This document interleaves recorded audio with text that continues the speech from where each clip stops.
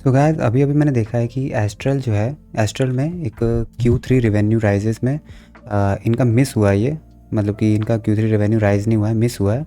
और लास्टर्स की एस्टिमेट के अकॉर्डिंग 6.1 होना चाहिए था, but estimated expand by 70 BPS YoY, मतलब कुछ भी है तो थोड़ा बहुत मतलब उनके एस्टिमेट से डाउनवाइंड हो गया है ये।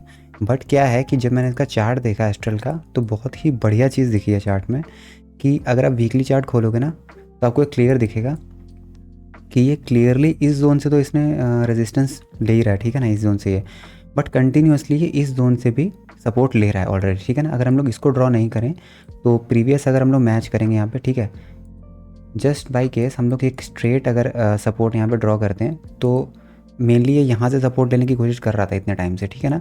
लेकिन उसके बाद इसने यहाँ से सपोर्ट लिया है, उसके बाद इतना भाग गया, ठीक है ना। इसने इतना बड़ा मूव दिया है, कम से कम भी 700 रुपये का मूव दिया है। तो हम लोग एक यहाँ से भी एक ट्रेंड लाइन ड्रॉ कर सकते हैं, क्योंकि ये इसने इस जगह से सपोर्ट लिया है बेसिकली, ठीक है ना, आपके सामने ही है ये। तो अगर ये उसके बाद इस ट्रेंड लाइन के बारे में बाद में बात करेंगे। तो पहला ऑप्शन हमारा ये था कि ये इस ट्रेंड लाइन पे रुकेगा आके, बट इस ट्रेंड लाइन पे नहीं रुका, इसने पहले ही मूव कर दिया। तो इस वजह से हमें ये लाइन ड्रॉ करनी पड़ रही है, ठीक है। तो अगर इस हिसाब से देखा जाए तो ये स्टॉक इसके ऊपर ही खड़ा है अभी फाइनली, ठीक है ना। और वॉल्यूम्स भी नज़र आ रहे हैं पिछले प्रीवियस के मुकाबले, ग्रीन वॉल्यूम थोड़ा सा ज़्यादा, उतना ज़्यादा नहीं है बट है, नोटिस करने लायक है कि मतलब हो सकता है कि स्टॉक यहाँ से सपोर्ट ले जाए, ठीक है ना।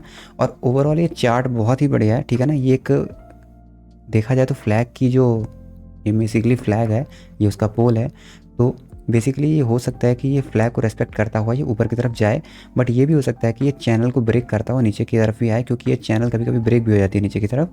तो हमें इस तरफ ध्यान देना है कि इस जगह पे क्या आता है। अगर एक बढ़िया कैंडल एक बढ़िया सपोर्ट के साथ आती है, रेजिस्टेंस के साथ यहाँ पे बढ़िया सपोर्ट पे लेता है, अगर एक कैंडल ड्रॉ होती है बढ़िया वॉल्यूम्स के साथ, और वीकली इस वीक की कैंडल तो ये क्लोज हुई है, ये उतनी स्ट्रॉन्ग नहीं है, बट वॉल्यूम्स पॉजिटिव और कैंडल भी पॉजिटिव ही बोलेंगे। और डेली में नहीं देखूंगा मैं इसको, और नेक्स्ट वीक या फिर नेक्स्ट डे इनको देखते हैं कि ये सपोर्ट ही अगर नहीं तोड़ता तो मे बी यहाँ पे एक बाइंग अपॉर्चुनिटी बनती है।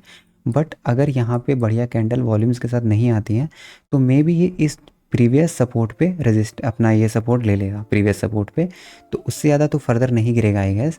बट गिरने को कुछ नहीं बोल सकते, गिर भी सकता है, बट मैं कहना चाह रहा हूँ कि यहाँ पे ये मेनली ये सपोर्ट लेने की कोशिश कर रहा है। तो बेसिकली यहाँ पे क्लियर ट्रेंड लाइन बनी हुई है, ठीक है ना।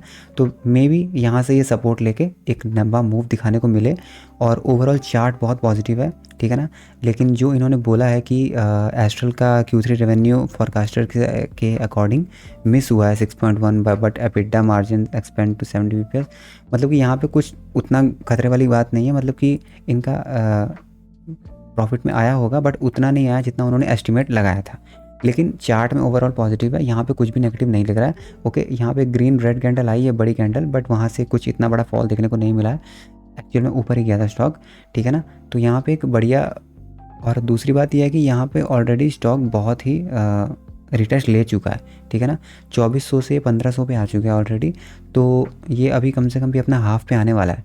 तो मे बी ये 1200 के अराउंड भी ले सकता है, और यहाँ पे भी ले सकता है। तो इसको नोट करने वाली जगह है कि ये बहुत ही बढ़िया है। और दूसरी बात, ये तो टेक्निकल हो गया। अगर फंडामेंटल्स की बात करें तो फंडामेंटली मैंने चेक किया कि फंडामेंटली भी ये स्टॉक गुड है, ठीक है ना। ये इनके बहुत सारे, मेरे ख्याल से एस्ट्रल बहुत सारी चीज़ें बनाता है गैस, पाइप्स वगैरह भी, या फिर और भी फिटिंग बिजनेस में भी आई नहीं है, ठीक है ना। तो देखोगे तो आप यहाँ पे क्वार्टरली सेल्स जो है, प्रॉफिट लॉस में दिखाता हूँ, कंटिन्यूसली बढ़ी हैं, ठीक है ना। सेल्स कंटिन्यूसली बढ़ी हैं, 800 मार्च 2013 से 800 से 5000 सेल्स हो चुकी हैं। प्रॉफिट जो है 115 करते थे, अब 935 करोड़ करते हैं, ठीक है ना।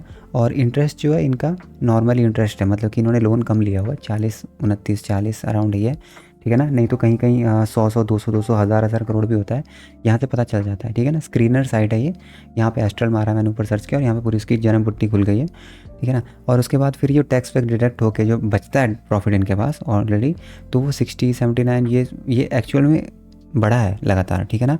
और ये डिविडेंड भी पे करते हैं 21% 18%, जो कि बहुत अच्छी बात है, मतलब कि कंपनी में ग्रोथ है बहुत बढ़िया। तो कंपाउंड सेल्स ग्रोथ जो है 10 ईयर की 18% है, 5 ईयर्स की 18% है, 3 ईयर्स की 21% है, ये बहुत कम कंपनीज में देखने को मिलता है, ठीक है ना। और कंपाउंडेड प्रॉफिट ग्रोथ जो है 21 22, मतलब ये भी पॉजिटिव ही है। और उसके बाद रिटर्न ऑन इक्विटी भी अच्छा है, 10 साल में 19% रिटर्न दिया है और ये भी सही है सब कुछ। और बाकी देखेंगे कि बोरोइंग्स इन्होंने मतलब कि जो लोन वोन लिए हैं वो बहुत कम लिए हैं, एक ही रेंज में लिए हैं हमेशा, क्योंकि वो पे कर देते हैं हमेशा टाइम पे, ठीक है ना।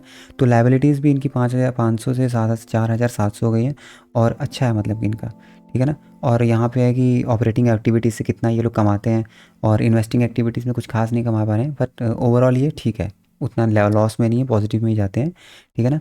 जो मेन बात है वो है ये चीज़, शेयर होल्डिंग पैटर्न्स।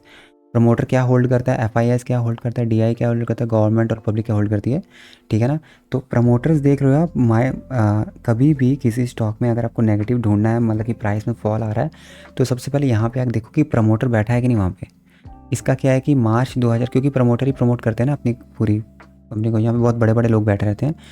55% से सिर्फ 54% डाउन हुआ है, सिर्फ 1% डाउन हुआ है, जो कि बहुत ही पॉजिटिव है। मतलब इसमें प्रमोटर बिल्कुल सही सलामत बैठे हैं, इनको यकीन है कि ये स्टॉक कभी ना कभी बहुत ऊपर जाएगा, और अच्छे हैं इनके, फ्यूचर अच्छा है इसका।